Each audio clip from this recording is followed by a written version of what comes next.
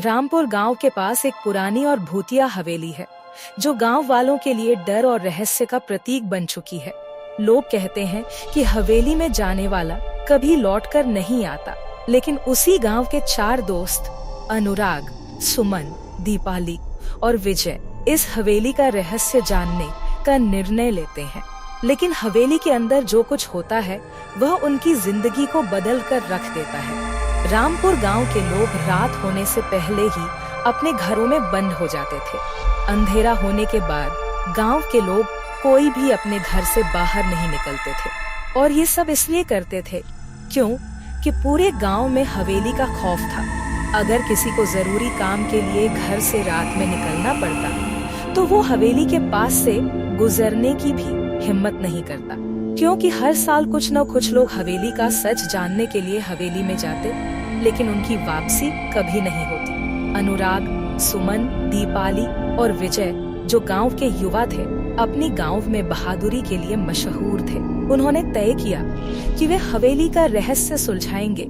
सुमन को पुरानी किताबों में रुचि थी और उसने हवेली की पृष्ठभूमि के बारे में पढ़ा और निकल गए भूतिया हवेली का सच का पता लगाने। चारों को इस बात में दिलचस्पी थी कि आखिर हवेली के रहस्य का पता लगाव वालों के सामने भूतिया हवेली का सच सामने लाकर रहेंगे। रात के समय चारों दोस्त हवेली पहुँचे। जैसे ही उन्होंने अंदर कदम रखा, एक ठंडी हवा का झोंका आया। दीवारों पर पुराने चित्र लटके थे, जिनके चेहरे विकृत और डरावने थे। वो सभी ये सब देखकर डर रहे थे, लेकिन धीरे धीरे हवेली के अंदर घुसते चले जा रहे थे। तभी एक अजीब सी आवाज हुई और विजय ने दरवाजा धकेलकर खोला। अंदर घुसते ही उन्होंने एक बड़ा घड़ी घर देखा, जिसकी सुइयां उल्टी दिशा में चल रही थी। जैसे ही घड़ी ने 12 बजाए, हवेली की दीवारों पर परछाइयां हिलने लगी। दीपाली को लगा जैसे कोई उनके पीछे चल रहा है। आगे बढ़ते ही एक कमरा मिलता है, जिसमें एक विशाल पुस्तकालय था। वहाँ हर तरफ पुरानी किताबें थी।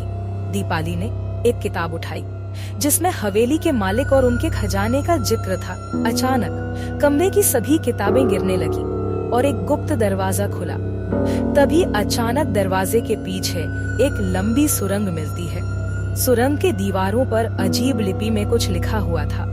सुरंग का रास्ता बेहद डरावना था। हर कदम पर ऐसा लग रहा था जैसे कोई उनका पीछा कर रहा हो। सुरंग के अंत में एक बड़ा कमरा था, जहां एक पुराना बक्सा रखा हुआ था, जिसमें खजाना चमकता हुआ दिख रहा था। विजय की आंखें खजाने की चमक देखकर लालच से भर गई। उसने दोस्तों को समझाने की कोशिश की कि खजाना लेकर वे अमीर बन सकते हैं, लेकिन अनुराग ने मना किया। उसने कहा, यह खजाना श्रापित है, इसे लेना हमारी जिंदगी का सबसे बड़ा खतरा हो सकता है। और जैसे ही वे बक्से के पास पहुँचे, एक जोरदार आवाज हुई और पूरा कमरा हिलने लगा। एक काले साए ने उन्हें घेर लिया। हवेली की छत गिरने लगी। चारों तरफ आत्माएं प्रकट हो गई। वे आत्माएं ठाकुर के नौकरों की थीं, जो ठाकुर के हत्या में शामिल थे। नौकरों ने ठाकुर को खजाने के लालच के कारण मार डाला था, और उन सब नौकरों को ठाकुर ने मरते वक्त श्राप दिया था कि जिस खजाने के लिए तुम सब ने मुझे मारा, उसकी रक्षा तुम ही लोग करोगे, और तुम सब भी मरने के बाद खजाने की देख रेख करोगे और किसी को भी हवेली का खजाना लेने। तभी आत्माओं ने दोस्तों पर हमला करना शुरू कर दिया। अनुराग ने जल्दी से अपने दिमाग से हल निकाला और सुरंग के दीवारों पर लिखी लिपि को पढ़ा। वह समझ गया कि अगर खजाने को छोड़ दिया जाए तो आत्माएं शांत हो जाएंगी। चारों दोस्तों ने मिलकर खजाना छोड़ने और आत्माओं से माफी मांगने का निर्णय लिया और तुरंत सुरंग से बाहर भागने लगे। सुरंग से निकलते समय कई बाधाएं आईं, गिरती हुई छत, जलते हुए फर्श और हवेली के कमरे जो अपने आप बंद हो रहे थे। लेकिन उनकी दोस्ती और साथ ने उन्हें अंत में किसी तरह सुरक्षित बाहर निकाल दिया।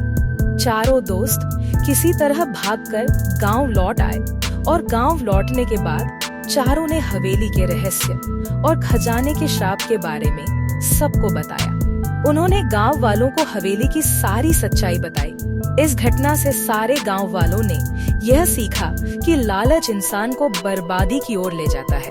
और हवेली को हमेशा हमेशा के लिए बंद कर दिया गया। दोस्तों, अगर स्टोरी अच्छी लगी तो चैनल को सब्सक्राइब करें और वीडियो को लाइक करें। सबसे पहले वीडियो की नोटिफिकेशन पाने के लिए बेल आइकन को दबाएं। मिलते हैं अगले वीडियो में।